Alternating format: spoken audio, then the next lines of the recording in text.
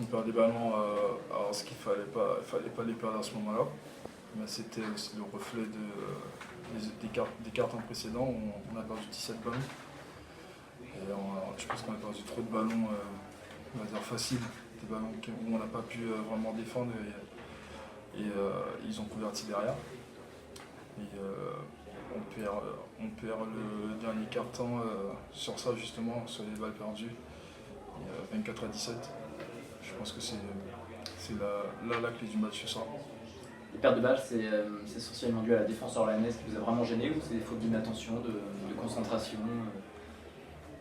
Un peu des deux. Il y a aussi des choix défensifs qui ont été faits par Orléans et qui ont payé. Il y a aussi nous qui n'avons pas su nous adapter comme il fallait.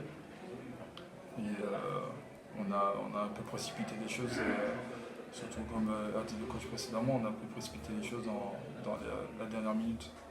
On a vu qu'Orléans avait bien ciblé les leaders chez vous. Hein. Toi, Alassane, on a vu que ça a été compliqué pendant un moment de trouver des solutions justement face à cette défense agressive.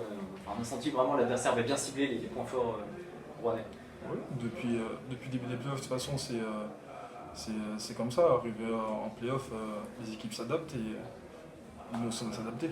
Parce qu'on a aussi ciblé des joueurs, donc on doit pouvoir le faire aussi de notre côté. Et puis la chance qu'on a, c'est qu'on a une équipe qui est assez adaptative, qui peut assez s'adapter à l'adversaire. Malheureusement ce soir, comme j'ai dit, on a réussi quand même à trouver quelques réponses, quelques solutions, mais on a péché dans la gestion du ballon, malheureusement. Point positif, et c'est pas trop de surprise, c'est que défensivement vous avez été globalement au rendez-vous quand même face à Orléans. Oui, c'est une finale, c'est comme ça. Hein. C'est très rare qu'une équipe passe à travers sur une finale. En général, c'est toujours des matchs serrés. Après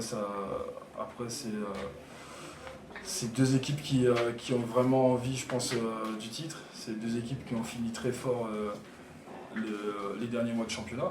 Donc on s'attendait à une bataille comme il y a eu ce soir. Maintenant, de toute façon, il fallait gagner. Si on voulait être champion, il fallait quand même gagner un match à la maison. On a la chance de pouvoir jouer encore un match. Il va falloir le prendre. Et si on ne le prend pas, ce sera fini.